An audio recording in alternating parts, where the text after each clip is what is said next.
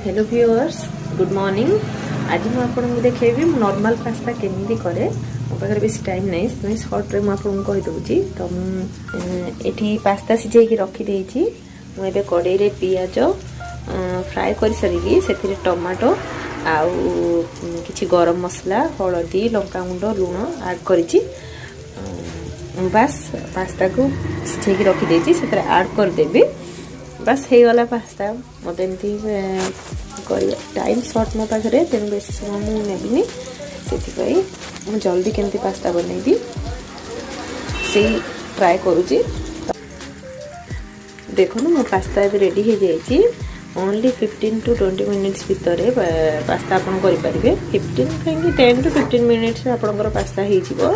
तो आपन को मो पास्ता केमिति लागिला कमेंट्स रे निहाती जणाइबे। रहुछि। नमस्कार, जय जगन्नाथ।